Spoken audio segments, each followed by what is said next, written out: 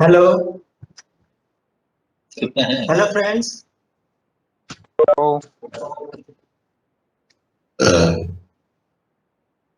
कितने लोग हैं? अभी 17 लोग हैं।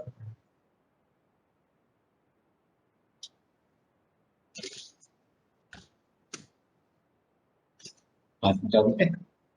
बात में चुके हैं और आएंगे शुरू कर दें। शुरू करते हैं।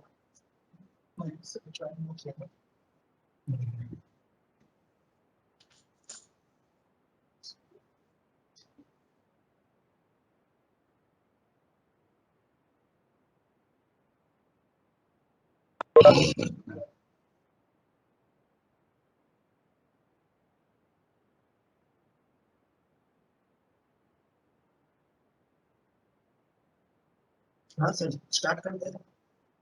सर आते बैठे हुए सर, सब ज्वाइन हो गया 18 लोग।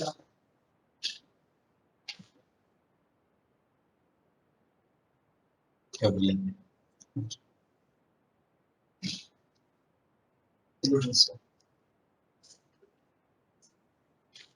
हेलो हेलो फ्रेंड्स, तीसरे सेशन में आप सबका स्वागत है। सर हमारे बीच आ चुके हैं।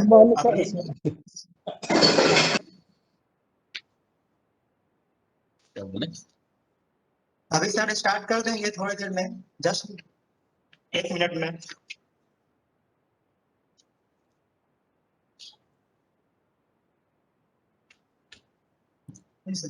Hello, good afternoon sir. Good afternoon everybody. अभी देखिए 4:10 तक क्लास तो नहीं हो पाएगा क्योंकि 4 बजे ऑफिस बंद होने का टाइम है। सर हाँ, इसलिए थोड़ा जल्दी शुरू करके और फेस टू फेस सामने हुए हैं और जल्दी पटना भी निकलना है हमको। ठीक है सर, ठीक है सर, शुरू कर। हाँ हाँ, तो पिछले बार हमने क्या बोले? सर पूछ रहे हैं आज कौन सा टॉपिक पढ़ा रहे हैं सर? वो एनपीएस ही चल रहा है ना, थोड़ा बाकी था। आईएनपीएस आईएनपीएस सर। ये एनपीएस में पिछली बार क्या बोल रहे हैं? सर एक मिनट कौशल जी, नमस्कार friends, good afternoon all of you in the third session. और थर्ड सेशन में हम लोग के बीच में देखिए कौशल सर भी आ चुके हैं यहाँ पर। और देखिए ये पूरा कंप्लीट लॉकडाउन है, फिर भी ये आप लोगों को क्लास लेने के लिए यहाँ तक आए, डीपी सेंटर तक पहुंचे हैं। तो स्पेशल थैंक्स पहले हम बोल देना चाहेंगे क्योंकि बहुत मुश्किल से आए हैं ये। आज का क्लास है और सर का एनपीएस से बचा हुआ, तो जो भी बचा हुआ रहेगा आज उसको कवर कर देंगे। और इस बीच में सर भी हम लोग से जुड़ेंगे, डिप्टी एफएनओ जी साहब भी जुड़ेंगे। तो हो सकता है कि बीच में सर का क्लास थोड़ा देर के लिए रोके हैं, उसके बाद फिर सर का कंटिन्यू करेंगे। तो सर का ज्यादा समय नहीं लेंगे क्योंकि 4 बजे का समय है, 4 बजे तक हम लोग को कवर करना है, कंप्लीट करना है, इसलिए मजबूरी है थोड़ा सा पहले हम लोग स्टार्ट कर दे रहे हैं। ऐसे तो 3:30 से क्लास होना था। एक्सक्यूज मी सर, लास्ट में हम लोग का भी बोलने का कुछ चांस दीजिएगा। आप 100% आप, हम भी तो चाहेंगे कि आप जरूर बोले, आप लोग का फीडबैक रहेगा और डिप्टी साहब के सामने बोलिएगा, सर से परमिशन लीजिएगा और हम बताएंगे, बोलेंगे भी कि ताकि आगे आने वाला समय हो और बेहतर हो सके, तो उसके लिए बहुत जरूरी है। ठीक है, ओके, हम बोल देंगे समय। तो सर क्लास स्टार्ट किया जाए? ठीक है, स्टार्ट किया जाए सर। Okay okay okay. हाँ, तो पिछले बार जो है प्राण किट के बारे में बता रहे थे। प्राण किट में 4-5 जो चीज था, उसमें सबसे इम्पोर्टेंट था प्राण कार्ड था, सब्सक्राइबर मास्टर रिपोर्ट था, और उसमें एक चीज और भी आती है आपको कि एक आईपिन और टीपिन मिलता है आपको प्राण किट के साथ साथ। तो आईपिन और टीपिन जो मिलता है, तो उस स्थिति में आपको क्या होता है कि आपको जनरेट करने के लिए ईमेल से कुछ मैसेज दिया जाता है, उसके अनुसार आपको जनरेट करना पड़ता है। लेकिन इसमें एक चीज ध्यान रखिएगा कि आईपिन और टीपिन जो है ना, आईपिन जो है ऑनलाइन होता है और टीपिन जो है वो टोल फ्री नंबर से आप कर सकते हैं इसको। उसका टोल फ्री नंबर जो आपके पास है आईपी का, वो 1800 222 080 होता है, और ये टिफिन का भी वही नंबर होता है टोल फ्री का। हेलो, उसके बाद आपको क्या करना है कि जनरेट करने के लिए उसमें यूजर आईडी जो होता है ना, वो आपका प्रान नंबर होता है। वो प्रान नंबर के माध्यम से वो आपका यूजर आईडी काम करेगा। बाकी आप पासवर्ड जो भी आपको देना है वो आप दे सकते हैं। उसके बाद चौथा पॉइंट में आता है सब्सक्राइबर ब्राउचर आता है। इसमें क्या होता है कि ये अंडरस्टैंड होता है, अंडरस्टैंडिंग इस बीच में होती है कि आपका गाइड करता है प्राण को कैसे मैनेज करना है, वो गाइड करता है।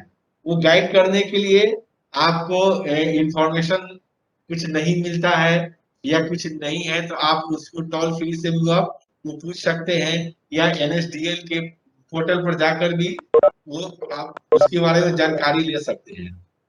दूसरी बात ये होता है कि टीपिन और आईपिन या प्रान कार्ड अगर आपका खो गया है या भुला गया है या किसी भी तरह से काम नहीं कर रहा है, तो उसको दोबारा जारी करने के लिए एनएसडीएल जो है आपसे चार्ज लेती है।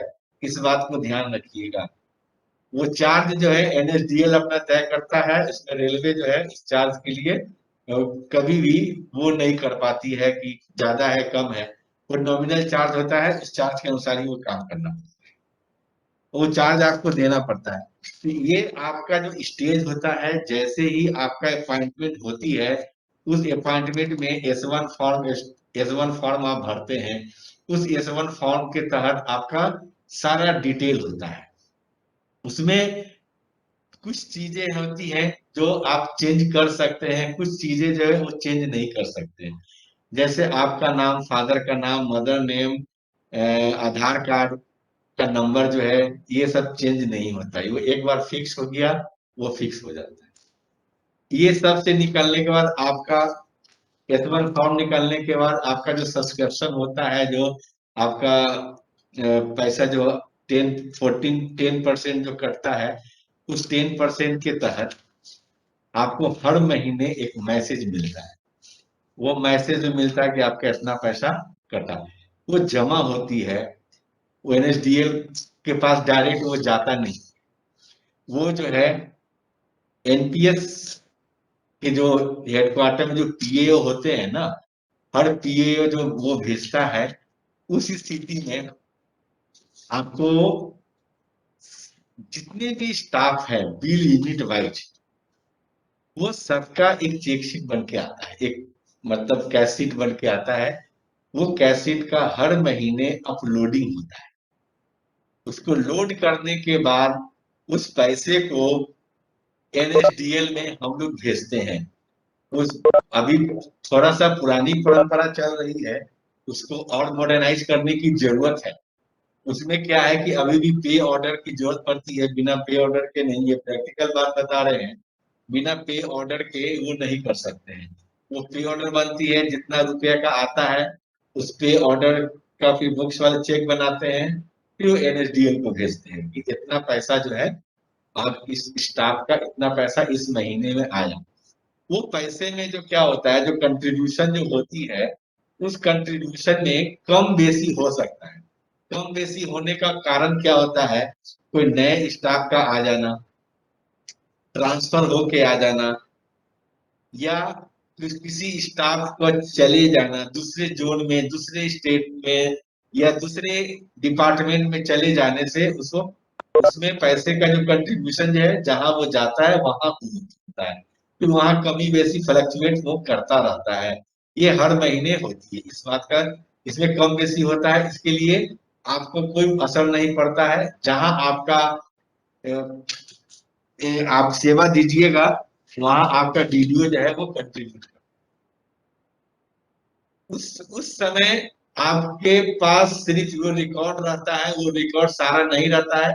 आप अपना मेंटेन करने के लिए अपने पर्सनली कुछ रिकॉर्ड रख सकते हैं, लेकिन वो आपको चाहिए कि हमारा पैसा 2 साल 3 साल में क्या होता है, तो एनएसडीएल के पोर्टल से वो पता चल जाएगा कि आपका पैसा कितना जमा हुआ है। उसके बाद जो है 14% जो है वो गवर्नमेंट देती है, वो सारा पैसा मिलाकर यानी कि 24% वो सब का सब आपके खाते में वो पड़ा रहता है। उस कंडीशन, ये तो आपका सिस्टम हो गया, आपका आपने सेवा पूरे महीने दी, उसका कटौती हुआ, कटौती से आपका पैसा, गवर्नमेंट कंट्रीब्यूशन, ये सब का सब वो जमा होके एक साथ चला जाता good afternoon sir. Sir good afternoon. Sorry Kaushal ji, 2 minute के लिए आपको रोकेंगे सर, हम लोग से जुड़ चुके हैं। Thank you very much sir आने के लिए, स्पेशल थैंक्स। सर आवाज नहीं आ रही है सर आपकी, सर वॉइस नहीं है सर।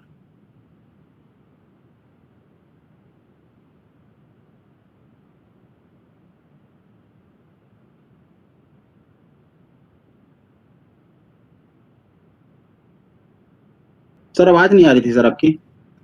हम देखते हैं, तुम तो बोलो ना पढ़ाने के लिए। सर सर सर प्रॉब्लम है हमारे यहाँ। ठीक सर, है सर। कंटिन्यू करिए, क्या जा कौशल जी, सर थोड़ा सा जुड़ रहे हैं सर, उनका थोड़ा क्लियर नहीं आ रहा। ठीक है, ओके, कंटिन्यू करिए। अब ये सारा चीज जब हो जाने के बाद ये आपका ये प्रक्रिया, ये एक स्टाफ का जो होता है कंट्रीब्यूशन, वो सब चल जाता है। उसके बाद हमारे यहाँ एक प्रोसेस होती है। उस प्रोसेस में क्या होता है कि आपका पैसा, अब पहले सबसे पहले आपको पता होना चाहिए ईसीआर में 12 यूनिट है, हर यूनिट का पीओए होता है। उस 12 यूनिट में आपको पता होगा कि उसमें हमारा 5 डिवीजन आ जाता है। हेडक्वार्टर हो गया, छठा यूनिट हो गया। उसके बाद आपका कंस्ट्रक्शन में हेंद्रू आ गया। उसके बाद आपका बेला आ गया, दौरम मधेपुरा आ गया। उसके बाद समस्तीपुर वर्कशॉप आ गया। उसके बाद आपका मुगल सराय प्राण डिपो आ गया। तो इस तरह से मिलाकर 12 पीओ है। 12 पीओ का एक हमारे पास एक रिकॉर्ड आता है, हर महीने आता है।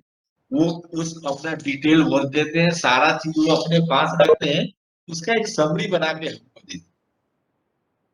उस समरी में क्या होता है, पूरे महीने का एक पोजीशन होता है स्टाफ का, कितने ने नहीं ज्वाइन किया, कितने के लिए हमने एनएसडीएल को भेजा, वो एनएसडीएल ने कितने को प्राण किट जनरेट किया, क्या चला प्राण जनरेट किया। तो उस स्थिति में एक रिपोर्ट हमको हर महीने मिलता है। उस रिपोर्ट को हम लोग बनाते हैं, वो एक एमसीडीओ के नाम से जाना जाता है। एमसीडीओ के नाम से जाना जाता है। वो एमसीडीओ का जो फुल फॉर्म होता है, मंथली कंपैरेटिव डेली ऑफिशियल होता है।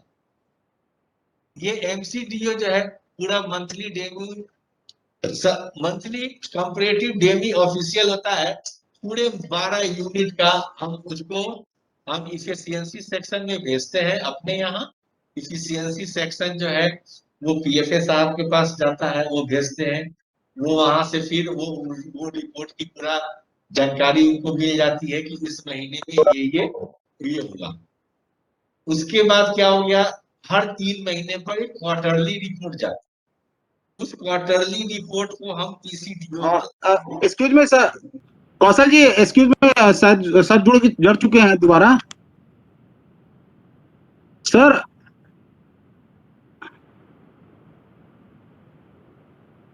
सर आवाज नहीं आ रही थी सर।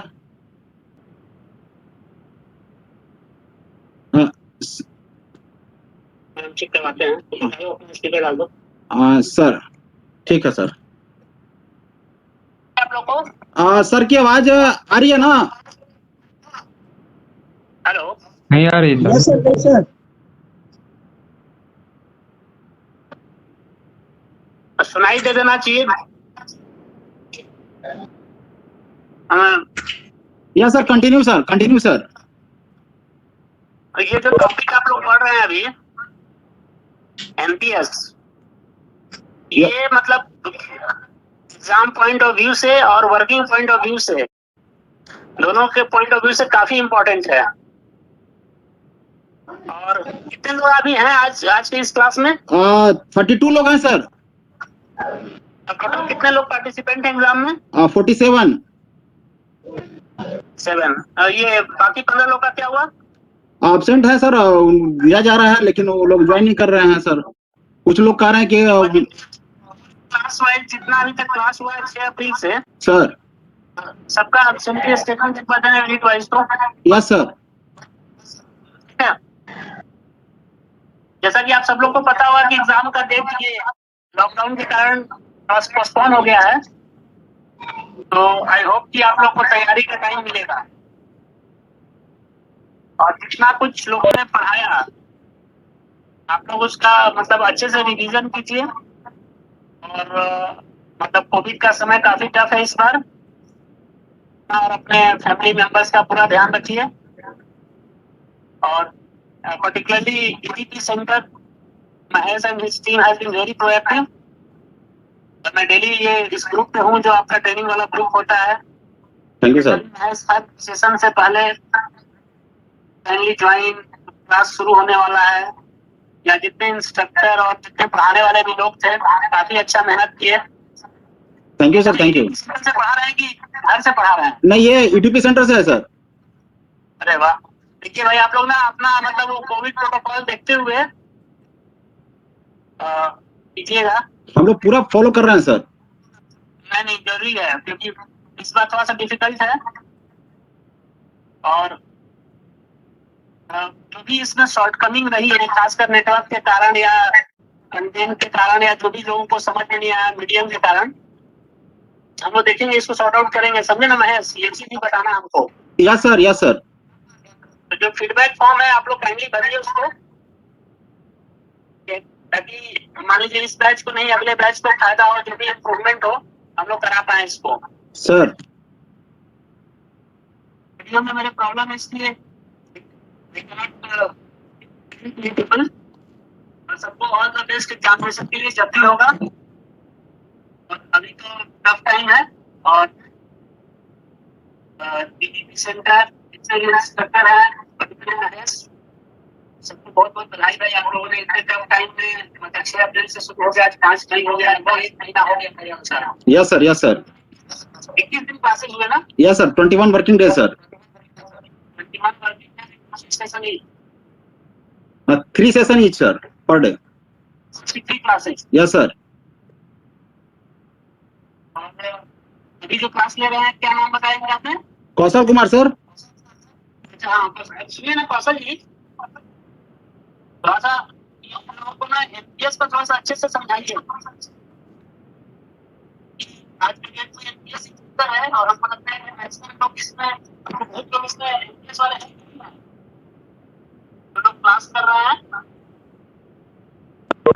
Yes sir. NPS वाले होंगे सर। होंगे ना? Yes sir. सब कुछ अच्छे से आना चाहिए। जब से सीआरएसएफ फॉर्म भरने से लेके लास्ट तक सब्सक्रिप्शन रखने तक, और उसके क्या क्या है मतलब पोस्ट रिटायरमेंट डेट के जितना भी कुछ नोटिस सर्कुलर गया है एमसीएस का, देखा आपने कॉलेज में? ये कोई नहीं सर सर्कुलर का एग्जाम पॉइंट ऑफ व्यू से I don't know what is the importance, लेकिन ना कौशल को अगर थोड़ा है ना कि थोड़ा सा मटेरियल वगैरह होगा तो शेयर कर देंगे जो इसके इंफॉर्मेशन के रिगार्डिंग। और चलिए आप लोग क्लास कीजिए। सबको बहुत बहुत बधाई, और सब कुछ बढ़िया से रहिए, सुरक्षित रहिए, सुरक्षित रखिए। ठीक है, थैंक यू सो मच। हाँ थैंक यू सर। सर कुछ कैंडिडेट सर हैं वो कुछ कहना चाह रहे हैं सर, वो बोले थे कि हमको भी फीडबैक देना। बोलिए बोलिए। हाँ फ्रेंड्स, आप लोग का कुछ का कमेंट था ना, कुछ बोलना चाह रहे थे। क्या दिक्कत हुआ ट्रेनिंग में और क्या इम्प्रूवमेंट चाहिए?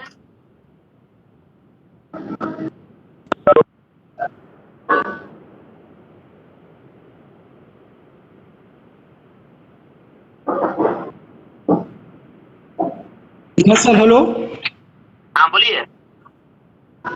Good afternoon sir. Good afternoon sir. Good afternoon. Yes sir, actually मैं हम ट्रेनिंग के बारे में और जिस तरह से हमारे जो ट्रेनर सर हैं, यशो सर जो लोग पढ़ा रहे हैं सर, एक्चुअली में उनके बारे में कुछ बोलना चाह रहे थे।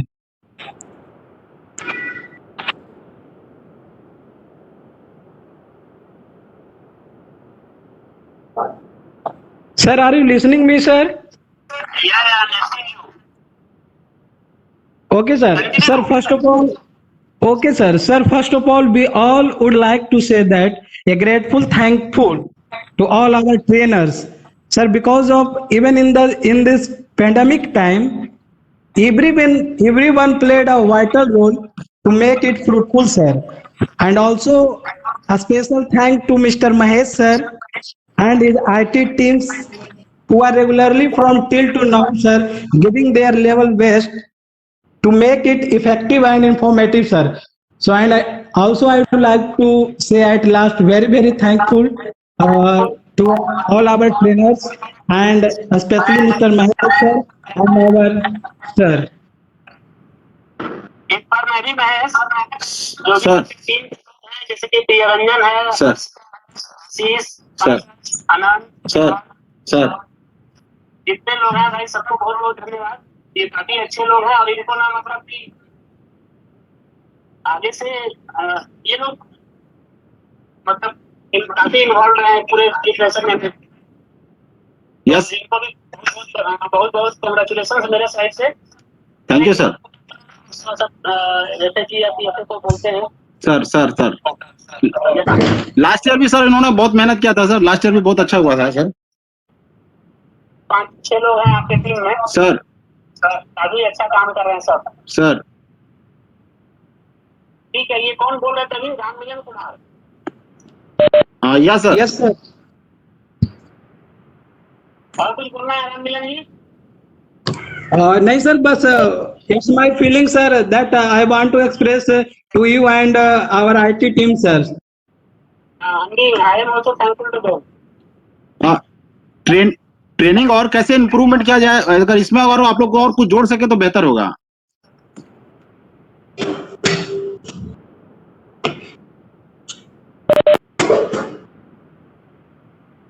Okay, thank you sir, thank you very much sir जुड़ने के लिए, अपना बहुमूल्य समय निकाला सर। चलो ठीक है महेश। ठीक है, okay sir, thank you very much sir. Thank you sir. Okay sir, Kaushal sir continue sir please. तो ये सारी चीज जब हो जाने के बाद अब आपके पास आइए वो काम हेडक्वार्टर का हो जाता है कि वो एक रिपोर्ट देना होता है। वो हर महीने रिपोर्ट जो देते हैं वो रिपोर्ट जो है वो एक जो मंथली रिपोर्ट जाती है उसको हम लोग बोलते हैं एमसीटीओ। एमसीटीओ का होता है मंथली कंपैरेटिव डेमो ऑफिशियल होता है। ये रिपोर्ट इफिशियंसी सेक्शन को भेजते हैं। इफिशियंसी सेक्शन आगे सर को पीएफए साहब के पास देते हैं और वो अपना सारा वो पूरे मंथ का वो जो डाटा होता है वो उनको अवगत करा दिया जाता है। उसके बाद क्वार्टरली रिपोर्ट। Hello sir. हाँ बोलिए। क्या होता है सर पीसीडीओ? हाँ बता रहे थे, उसके बाद आ रहे हैं। पीसीडीओ जो होता है ना, ये क्वार्टरली रिपोर्ट होती है। वो हर आपको जो हमने 12 यूनिट बताया है, 12 यूनिट में 12 पीओए होते हैं। वो सारा रिपोर्ट हमको 3-3 महीने का देते हैं। ये 3 महीना जो होता है जनवरी, फरवरी, मार्च या अप्रैल या मई तक फर्स्ट वीक में चले जाना चाहिए। ये रेलवे बोर्ड जाती है। उसके बाद होता है जून, जुलाई, अगस्त का। ये सितंबर या अक्टूबर के फर्स्ट वीक तक चली जाती है। उसके बाद है जुलाई, अगस्त, सितंबर का। फिर उसके बाद है अक्टूबर, नवंबर, दिसंबर का। ये 4 क्वार्टरली में ये डिवाइड होती है। 4 क्वार्टरली में डिवाइड होती है तो उसको हम पीसीडीओ बोलते हैं। पीरियोडिकली कॉन्फिडेंशियल डेमी ऑफिशियल होता है ये। इसमें जो है हमारे साहब भी करते हैं और सीपीओ साहब भी साइन करते हैं और ये सब साइन होकर रेलवे बोर्ड फिगर ये चला जाता है। ये फिगर जाने के बाद ये सारा चीज तो होता है। अब ये प्रक्रिया ये हर महीने ये चलती रहती है, हर क्वार्टरली चलते रहती है।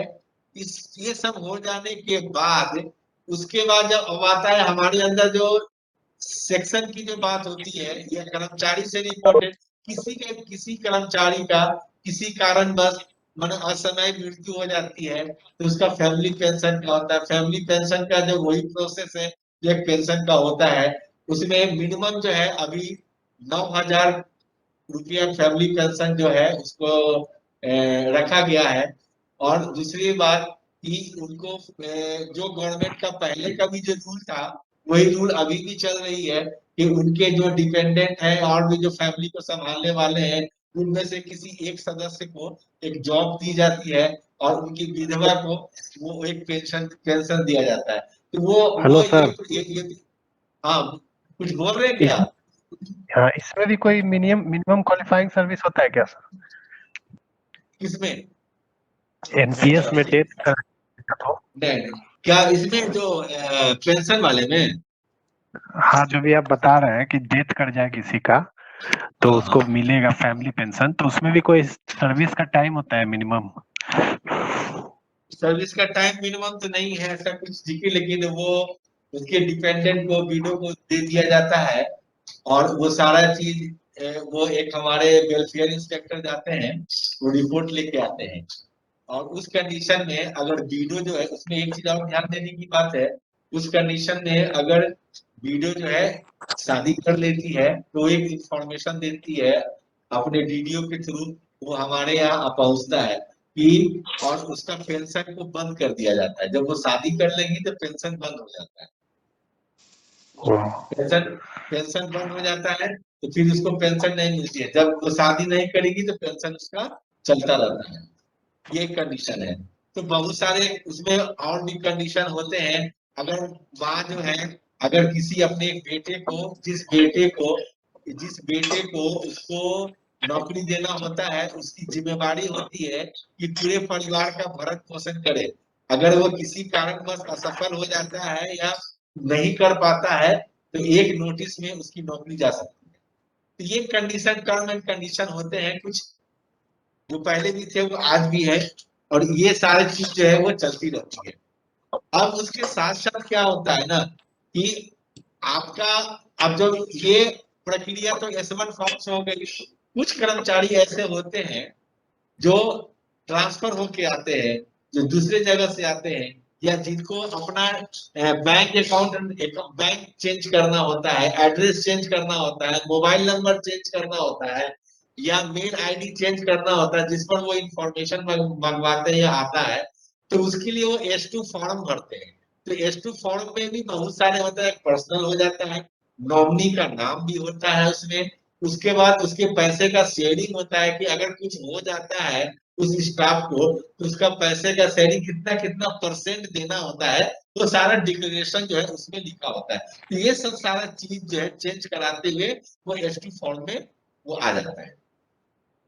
तो नॉमिनीज का नाम पर्सनल हो गया, पर्सनली चेंज करना हो या कुछ शेयरिंग में चेंज करना हो कि बेटा को इतना देना है, बेटी को इतना देना है, तो ये सब चीज कॉमन क्या उसका पर्सनली चीज होती है, जिसको वो हक करना है वो अपना वो दे सकते हैं। ये चीज है। और कुछ पूछना है तो बोलिए आप लोग।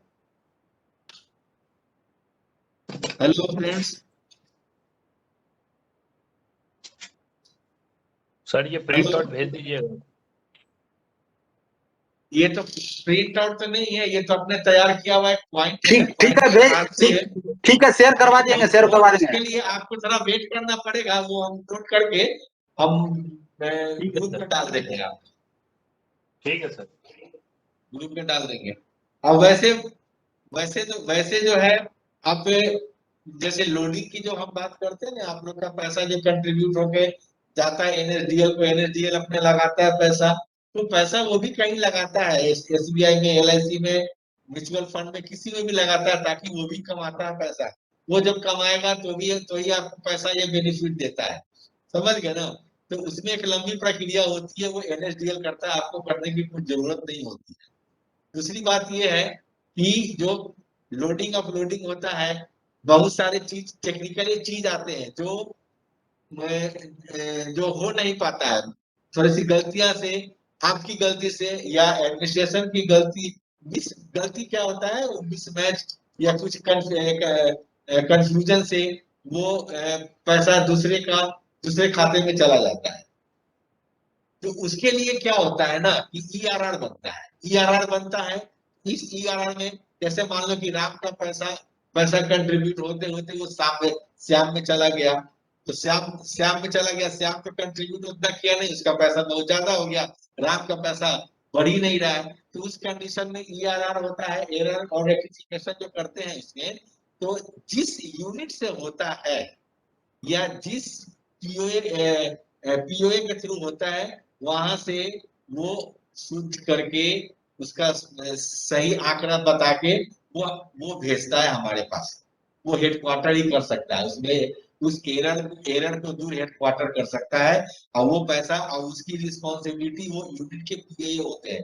डिवीजन के तो सीनियर डीएफएम हो गए, हर यूनिट के अपना अलग अलग होते हैं। वो रिकमेंड करते हैं कि ये इस स्टाफ का पैसा दूसरे स्टाफ में चला गया है, इसका पैसा फिर वो वापस उसी में आता है। वो सारा वो सिस्टम वो हेडक्वार्टर करता है, उसको अथॉरिटी मिली हुई है।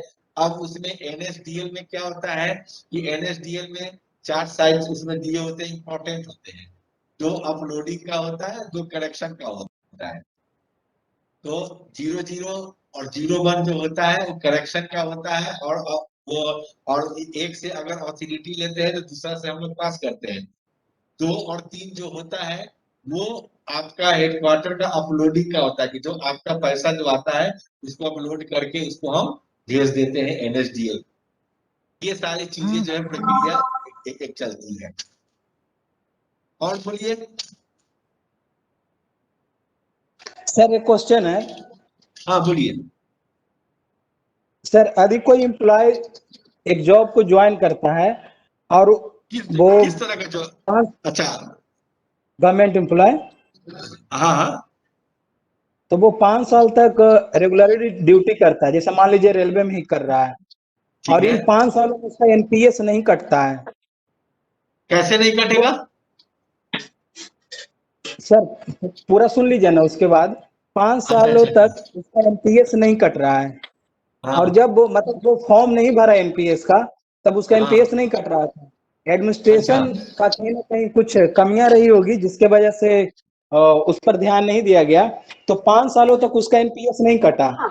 आफ्टर 5 इयर्स जब वो S2 फॉर्म सबमिट किया, तब उसका एनपीएस मैंने डिडक्ट होना शुरू हो गया। तो उस समय सर जो एनपीएस का डिडक्शन होगा, तो वो एट परसेंट होगा या फिर एज ए मतलब एरियर के रूप में पहला वाला भी काटा जाएगा? देखिए सबसे बड़ी बात है कि आपका जैसे ही अपॉइंटमेंट होता है then and there S1 form भरना बहुत जरूरी होता है। और यस सर, ये दैट इज सिर्फ रूल सर। नहीं मेरी मेरी बात सुनिए। ये जिम्मेवारी जो है आपका कंट्रीब्यूशन हो रहा है कि नहीं हो रहा है, ये जिम्मेवारी जो है सिर्फ एडमिनिस्ट्रेशन की नहीं है, वो आपकी भी है। क्योंकि एडमिनिस्ट्रेशन में बहुत सारे वर्क ऐसे होते हैं, वो क्लर्कियल मिस्टेक हो गया या किसी कारण बस छूट सकता है, इसमें कोई मैंने दो राय नहीं है। लेकिन आपको भी इन्फॉर्म करना जरूरी है, क्योंकि आप उस चीज को जानते हैं कि हमारा कंट्रीब्यूशन नहीं हो रहा है। तो आपको भी इन्फॉर्म करना जरूरी है। सर तो मेरा भी ज्वाइनिंग अगस्त का है, और हमको इस बारे में मालूम नहीं था। फिर पता करके और उसका फॉर्म भरे, तो मेरा तो जनवरी से कट रहा है। अगस्त से मतलब 2020? जी सर, अगस्त लास्ट में, वही 20-21 का ज्वाइनिंग है अगस्त में। अच्छा अच्छा हाँ। तो उस टाइम में सर नहीं कटा था, जनवरी से मेरा कट रहा है। वो भी सर करते हम ही थे। पता वता करके और फॉर्म वॉर्म हाँ फिर उसको हाँ कलेक्ट करके और जमा किए, तब जाके मेरा जनवरी से कट नहीं रहा है। देखिए, कभी कभी होता ये है ना कि फार्म तो आप भर दिए, तो किसी कारण बस वो स्टाफ का ट्रांसफर हो गया या कहीं रख दिया, तो उसमें गलतियां हो जाती है। ये हम इस चीज को मानिए। लेकिन आज 1-2 महीना आप वेट कीजिए, अगर नहीं होता है तो फिर आपको देना, आपको इन्फॉर्म करना जरूरी होगा। तो सर मेरा जनवरी से कट रहा है, तो उसको मतलब फिर कुछ इसके लिए बोलना भी होगा कि उससे पहले का नहीं कटा तो? फार्म भर दिए है ना? जी सर, और कट भी रहा है आप क्या जनवरी से तो भरवली रेगुलरली है। भरवली बोले हैं या फार्म भरे हैं? सर फॉर्म भरे ना, उसके बाद से मतलब वही जनवरी से मेरा कट रहा है। ठीक है, कटने दीजिए, कोई बात नहीं। अच्छा सर, अगर 4-5 साल किसी एम्प्लॉय का हुआ है, 5 साल भी पूरा नहीं हुआ है, और उसका डेथ हो जाता है, तो ऐसे कंडीशन में उसको क्या मिलना चाहिए उसके विडो को, या फिर मतलब ऐसा क्या है? देखिए उसके क्योंकि वीडियो सर सुने हैं उस कि जैसे उसको ना, जैसे हम ही हैं, तो हम जब पेंशन के लिए आगे बढ़े तो वो हमको ऑप्शन दिया गया कि या तो आप एक बार में अमाउंट लीजिए, या फिर आपको पेंशन के रूप हाँ में कोई एक ही चीज हाँ होगा। तो इस हाँ बारे हाँ में सर सही कुछ है। अच्छे से बता दीजिएगा। तो उसमें ये है कि पहले तो आपका जो है पेंशन, फैमिली पेंशन लीजिएगा, आपको मिलेगा थोड़ी, मैंने किनको नौकरी है, अब जो स्टाफ है उनके जो डिपेंडेंट है या विडो है उनको पेंशन मिलेगा। जी सर, तो हम हेलो, अपने ही बारे में बोल रहे हैं। हम ही, हाँ हाँ मेरे हाँ फ्रेंड का हाँ डेथ हुआ था तो वही मेरे हाँ हाँ। पेंशन के लिए ही गए थे। तो आप ऐसा कीजिए ना, तो उसमें पूरा पैसा आपको आपकी जरूरत के ऊपर डिपेंड करता है कि आप पूरा पैसा छोड़िएगा तो जितना छोड़िएगा उस हिसाब से आपको पेंशन बढ़ेगा, कम छोड़िएगा सर, तो कम तो मिलेगा। जहाँ तक हमको जानकारी मिला ना कि ऐसे तो इस सब बारे में हमको पता नहीं था, लेकिन बस हाँ इतना मालूम चला कि जैसे जो भी अमाउंट कलेक्ट किया हुआ है उतना सर्विस पीरियड में, तो उसका जो है 40% गवर्नमेंट के पास ही रह जाएगा और 60% ही मिलेगा, तो ज्यादा अमाउंट होता नहीं है। कुछ लोग सजेस्ट किए कि इसके बदले आप पेंशन ही लीजिए, वो ज्यादा अच्छा होगा, तो हम पेंशन का ऑप्शन चूज अभी आपकी सर्विस लंबी है, समझ गए, जी तो सर। पेंशन ही लेना आपको ज्यादा ही फायदा है। थोड़ा रोकेंगे सर, टाइम ओवर हो रहा है, मात्र आधा मिनट बचा हुआ है। ठीक सबका है, स्पेशल गुड लक बोलना चाहेंगे सबको, शुभकामनाएं, हार्दिक शुभकामनाएं पूरे आईटी सेंटर की ओर से। ये कोरोना टाइम में अब बहुत घर, अगर घर से जो कर रहे हैं अच्छी बात है, जो घर जा रहे हैं